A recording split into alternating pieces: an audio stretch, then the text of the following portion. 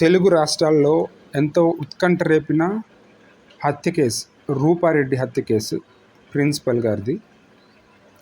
ఇది సినిమాల్లోనే కాదు, బయట కూడా పోలీస్ ఇన్వెస్టిగేషన్ ఉత్కంఠ రేపుతుంది. ట్విస్టుల మీద ట్విస్టులు ఉంటాయి. ఎంతో పెద్ద కేసు అయినా చిన్న క్లూతో పరిష్కారం అవుతుంది అనే దానికి నల్లగొండల కొండమేపల్లి ప్రిన్సిపల్ రూపారెడ్డి హత్య కేసు నిదర్శనం. చనిపోతూ ప్రిన్సిపల్ రూపారెడ్డి ఇచ్చిన చిన్న క్లూ మొత్తం కేసును సులభతరం చేసిందంటే అదేంటో మనం ఇప్పుడు చూద్దాం. ఈ నెల 11వ తేదీ హత్య జరిగింది. కొద్దిసేపటి తర్వాత అక్కడికి పోలీసులు రావడం జరిగింది. వారు సంఘటనా స్థలానికి వచ్చిన హత్య జరిగిన తీరుని చూసి షాక్ అయ్యారు. డాగ్ స్క్వాడ్, క్లూస్ టీమ్ వచ్చాయి. ఎలాంటి ఆధారాలు లభించలేదు. కానీ చుట్టుపక్కల ఉన్న సీసీ కెమెరాల ఫుటేజ్ కూడా పరిశీలించారు. అయినా కూడా ఎటువంటి క్లూ దొరకలేదు. ఇంత పకడ్బందీగా హత్య చేయడం ఎవరి వల్ల సాధ్యం అవుతుంది అనే కోణంలో దర్యాప్తు చేయడం మొదలుపెట్టారు. విద్యార్థులు మర్డర్ చేశారనే చిన్న అనుమానం కూడా వాళ్ళకి రాలేదు. ఎందుకంటే మర్డర్ జరిగింది అంత భయంకరంగా ఉంది కాబట్టి. కుటుంబ సభ్యులపై అనుమానం వ్యక్తం చేశారు. వారిని విచారించాలని ఒక టీం ఏర్పాటు చేయడం జరిగింది. ప్రిన్సిపల్ పార్ట్నర్స్ ఏమైనా ఇబ్బందులు ఉన్నాయా వివరాలు తెలుసుకోవడం కోసం ఒక టీంని ఏర్పాటు చేశారు. వేరే రాష్ట్రాల నుంచి ఎవరైనా దొంగలు వచ్చి ఈ ఘాతుకానికి పాల్పడ్డారా అనే కోణంలో మరో టీంని ఏర్పాటు చేశారు.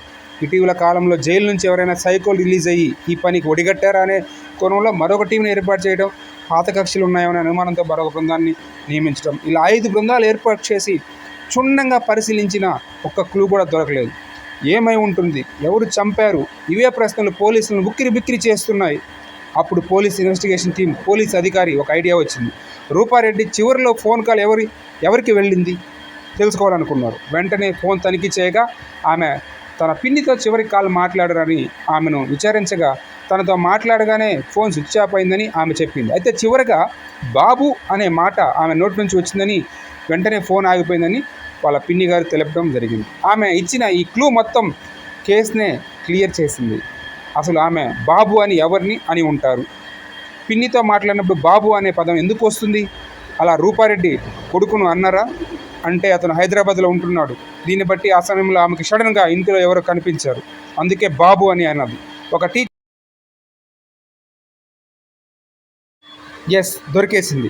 క్లూ ఇక్కడే దొరికేసింది. వెంటనే టీం రూపారెడ్డి ప్రిన్సిపల్గా పనిచేసిన నాగార్జున గ్రామర్ కాన్సెప్ట్ స్కూల్కి వెళ్ళింది. అటెండెన్స్ రిజిస్టర్లు పరిశీలించింది. విద్యార్థులు 11వ తేదీ తర్వాత బడికి రావడం మానేసినట్టు గుర్తించారు. దీంతో వేట మొదలుపెట్టారు. ఒకదాని తర్వాత ఒకటి. ఇలా మొత్తం అంశాలన్నింటినీ పరిశీలించగా వాళ్ళిద్దరే హత్యకు పాల్పడినట్టు నిర్ధారించారు. ఎంత పెద్ద కేసు అయినా చిన్న క్లూతో పరిష్కారం అవుతుందనే దానికి ప్రిన్సిపల్ రూపారెడ్డి హత్య కేసు నిదర్శనం. ఆమె చివరిగా పలికిన బాబు అనే పదం ఒక 2 కిరాతక విద్యార్థులను పట్టుకునేలా చేసింది.